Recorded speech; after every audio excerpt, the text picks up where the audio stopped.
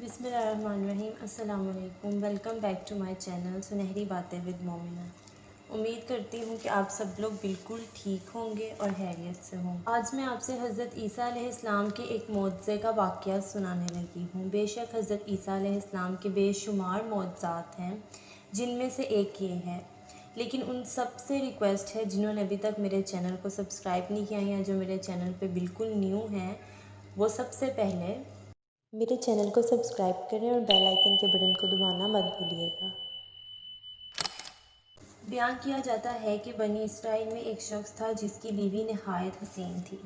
چنانچہ جب اس عورت کا انتقال ہو گیا تو وہ اسرائیلی شخص اس کا دیوانہ تھا، یعنی اس کا شوہر اس کا انتہائی دیوانہ تھا۔ اس کو بہت صدمہ ہوا۔ ایک مدت تک وہ اس عورت کی قبر پر بیٹھا روتا رہا۔ اتفاقاً حضرت عیسیٰ علیہ السلام کا وہاں سے گزر ہوا۔ انہوں نے اس اسرائیلی کو پریشان حال دیکھ کر اس کا سبب معلوم کیا۔ جب اسرائیلی نے اپنا واقعہ بیان کیا تو حضرت عیسیٰ علیہ السلام نے دریافت فرمایا کہ کیا تو چاہتا ہے کہ میں اس کو تیرے لیے زندہ کر دوں، یعنی تیری بیوی کو تیرے لیے دوبارہ زندہ کر دوں؟ اس شخص نے عرض کیا کہ ہاں حضور، میں یہی چاہتا ہوں۔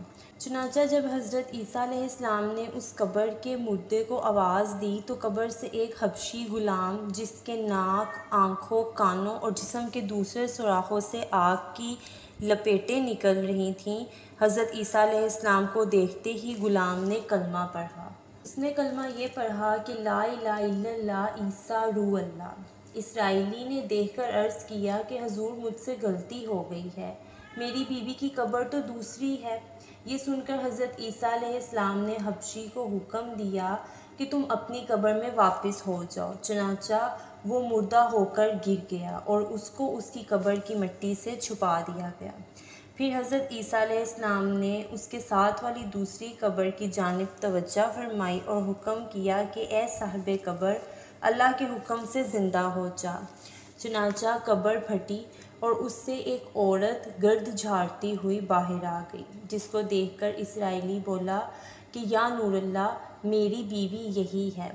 اور حضرت عیسیٰ علیہ السلام کے حکم سے وہ اسرائیلی اپنی بیوی کو ہمراہ لے کر واپس ہونے لگا، مگر وہ ایک عرصے سے جاگا ہوا تھا، اس لیے اس پر نیند کا غلبہ ہو گیا اور اس نے اپنی بیوی سے کہا، میں تیری قبر پر آہوزاری کر رہا تھا، مجھے عرصہ ہو گیا ہے، تیری قبر پر آہوزاری نے مجھے بے حال کر دیا ہے، اس لیے میں چاہتا ہوں کہ میں کچھ دیر آرام کر لوں۔ اس پر اس کی بیوی کہنے لگی کہ ہاں جی، آپ آرام کر لیں۔ چنانچہ وہ اسرائیلی وہیں پر آرام کرنے لگا۔ اتنی دیر میں وہاں سے گھوڑے پر سوار ایک شخص کا گزر ہوا جو اپنے زمانے کا یکتا حسین تھا، جس کو دیکھ کر وہ شہزادی ہوش کھو بیٹھی اور دنگ رہ گئی اور اس کا دل قابو میں نہ رہا اور محبت و عشق سے مجبور ہو کر وہ اس شہزادے کے سامنے جا کھڑی ہوئی۔ ادھر جیسے ہی اس شہزادے کی نظر اس پر پڑی تو وہ بھی اس کو دیکھ کر اس پر عاشق ہو گیا اور اس عورت کی خواہش پر اس کو گھوڑے پر بٹھا کر لے گیا۔ چنانچہ جب اس کے شوہر نے بیدار ہو کر اپنی بیوی کو نہ پایا تو نہایت پریشان ہوا اور اس کے ملنے کی تدبیر سوچنے لگا۔ سوچتے سوچتے آخر اس نے گھوڑے کے پیروں کے نشانوں پر چلنا شروع کیا اور اپنی بیوی کو تلاش کر لیا۔ اپنی بیوی کو دیکھ کر اسرائیلی نے شہزادے سے عرض کیا کہ یہ میری بیوی ہے، آپ اس کو چھوڑ دیں۔ ابھی شہزادہ کچھ کہہ بھی نہ پایا تھا کہ اس عورت نے بولا کہ میں تیری بیوی نہیں بلکہ شہزادے کی لونڈی ہوں۔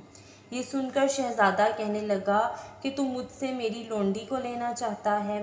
تو اس آدمی نے کہا کہ خدا کی قسم، یہ میری بیوی ہے، جس کو میرے سردار حضرت عیسیٰ علیہ السلام نے مرنے کے بعد میرے لیے زندہ کیا ہے۔ ابھی یہ گفتگو ہو ہی رہی تھی کہ اتفاقاً حضرت عیسیٰ علیہ السلام بھی وہاں تشریف لے آئے، جن کو دیکھ کر وہ اسرائیلی کہنے لگا، یا نور اللہ، کیا یہ میری بیوی نہیں جس کو آپ نے میرے لیے زندہ کیا ہے؟ حضرت عیسیٰ علیہ السلام نے فرمایا کہ ہاں، یہ وہی ہے اور یہ تیری بیوی ہی ہے جس کو میں نے تیرے اصرار کرنے پر زندہ کیا۔ یہ سن کر عورت کہنے لگی کہ یا نور اللہ، یہ شخص جھوٹا ہے، میں اس شہزادے کی ہی لونڈی ہوں۔